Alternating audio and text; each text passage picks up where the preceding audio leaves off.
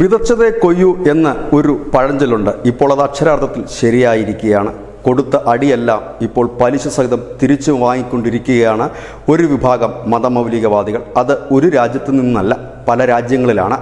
നമുക്കറിയാം, യൂറോപ്യൻ രാജ്യങ്ങളിലേക്ക് നോക്കിയാൽ അവിടെ എപ്പോഴും അവർ ഈ കുടിയേറ്റക്കാർക്ക് പരവതാനി വിരിച്ചിട്ടുള്ള രാജ്യങ്ങളാണ്. സമാധാനത്തിൻ്റെ ഒരു വലിയ മാലാഖമാരായി ചമഞ്ഞിരുന്നില്ലെങ്കിൽ അത്തരത്തിൽ മുൻപോട്ട് പോകുന്ന രാജ്യങ്ങളുമാണ്. പക്ഷേ യൂറോപ്യന്മാരുടെ ചരിത്രം പരിശോധിക്കുമ്പോൾ തന്നെ അവർ എതിരാളികളെ മൃഗീയമായി നേരിട്ട ചരിത്രവും അവർക്കുണ്ട്. പക്ഷേ അവർ അങ്ങനെ അല്ല. അവരുടെ ഒരു എല്ലാവർക്കും ആതിഥ്യ മര്യാദ ഉള്ള ഒരു നാട് തന്നെയായി അത് മാറിയിരിക്കുന്നു. മതേതരത്വം വളരെയധികം പൂത്തുലഞ്ഞു നിൽക്കുന്നത് യൂറോപ്യൻ കൺട്രീസിലെ ഇന്ത്യയെ പോലെ കൺട്രീസിലുമൊക്കെയാണ്.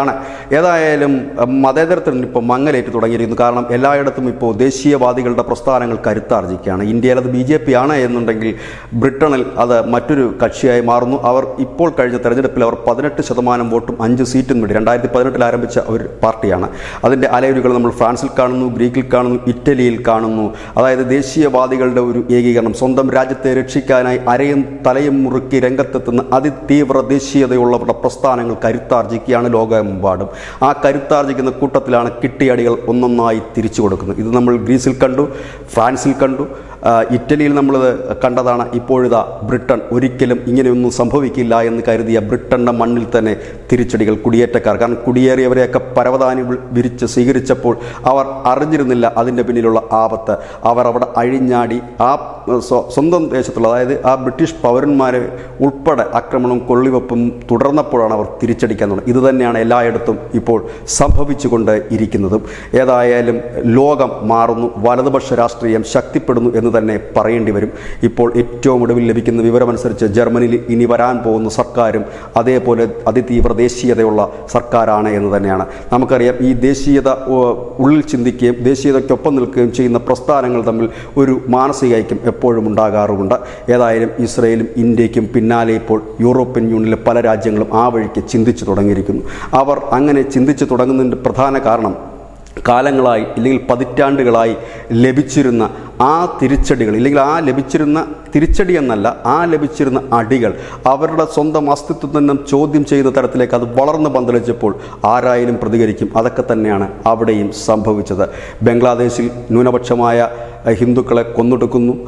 പാകിസ്ഥാനിൽ ഹിന്ദുക്കൾക്ക് നിക്കക്കള്ളിയില്ലാതെ വരുന്നു. ഒപ്പം തന്നെ അവിടെയുള്ള ന്യൂനപക്ഷങ്ങൾ ജൈനരായാലും ബുദ്ധിസ്റ്റായാലും ക്രൈസ്തവരായാലും ഒക്കെ നിക്കക്കള്ളിയില്ലാതെ വരുന്നൊരു സാഹചര്യം.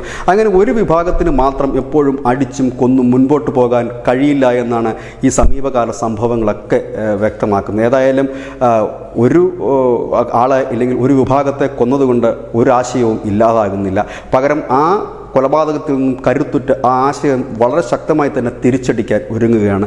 പലപ്പോഴും നമ്മൾ പറഞ്ഞു കേട്ടിട്ടുള്ളൊരു കാര്യം, കഴിഞ്ഞ 500 വർഷങ്ങളായി ഏറ്റവും കൂടുതൽ അടികൾ കിട്ടിയിട്ടുള്ളൊരു വിഭാഗമാണ് ഹിന്ദുക്കൾ എന്ന് ചില സംഘപരിവാർ നേതാക്കളൊക്കെ പറയാറുണ്ട്. അതായത് ഒരു പരിധിവരെ എല്ലാവരും ഇത്തരത്തിലുള്ള ആക്രമണങ്ങൾ സഹിക്കും. ആ സഹിക്കുന്നതിൻ്റെ പരിധി വിടുമ്പോഴാണ് പലപ്പോഴും അത് ആക്രമണത്തിലേക്കും കലാപങ്ങളിലേക്കും വഴിമാറുന്നത്.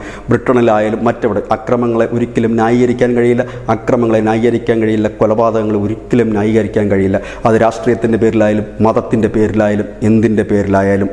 ഇവിടെ സംഭവിക്കുന്നത് ആശയത്തെ ആശയം കൊണ്ട് നേരിടുന്നതിന് പകരം ആശയത്തെ ആയുധം കൊണ്ട് നേരിടുമ്പോഴാണ് അടിയും തിരിച്ചടിയും ഉണ്ടാകുന്നത്. ഇപ്പോൾ കാറ്റ് തിരിഞ്ഞു വീശാൻ തുടങ്ങിയിരിക്കുന്നു.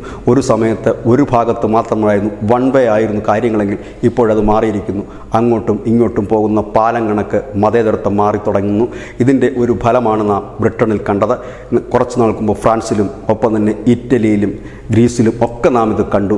ജർമ്മനിയിൽ നാം ഇത് കണ്ടു. ഇനിയും അനവധി രാജ്യങ്ങളിലേക്ക് അത് പടർന്നു പന്തലിക്കുന്നു. കാരണം യൂറോപ്യൻ യൂണിയൻ രാജ്യങ്ങളൊക്കെ ഇത്തരത്തിൽ മാറി ചിന്തിക്കുമോ എന്ന് നമുക്ക് സ്വപ്നം പോലും കഴിയാത്തിടത്താണ് ഇത്തരത്തിൽ ബ്രിട്ടനിൽ നടക്കുന്ന വലിയ കലാപം. ഒപ്പം തന്നെ ബംഗ്ലാദേശിലെ ആ സംഘർഷം. അങ്ങനെ ഈ ബംഗ്ലാദേശിലെ ഒരു സംഘർഷം എല്ലാ ഹിന്ദുക്കളുടെയും മനസ്സിൽ ഒരു മുറിവായി അവശേഷിക്കുന്നുണ്ട്. കാരണം എപ്പോഴും അടി മാത്രം വാങ്ങുന്ന ഒരു സമൂഹം ഒടുവിൽ ക്ഷമ നശിക്കുമ്പോൾ തിരിച്ചടിക്കാൻ തുടങ്ങും. അതാണ് ലോകത്തെമ്പാടും കാണാൻ കഴിയുന്നത്. അതുകൊണ്ട് തന്നെ എല്ലാ മതങ്ങളും പഠിപ്പിക്കുന്നത് സമാധാനമാണ്. സമാധാനത്തിനും ശാന്തിക്കും മനുഷ്യൻ്റെ നന്മയ്ക്കും വേണ്ടി പ്രവർത്തിക്കേണ്ട മതങ്ങളെ ആ മതത്തിൻ്റെ മറ പറ്റിക്കൊണ്ട് ചിലർ ഹൈജാക്ക് ചെയ്തുകൊണ്ട് നടത്തുന്ന ആക്രമണങ്ങളെയാണ് ഭീകരാക്രമണങ്ങൾ എന്ന് നാം പറയുന്നത്. അതിനൊരു രാജ്യവും മാപ്പ് കൊടുക്കുമെന്ന് തോന്നുന്നില്ല.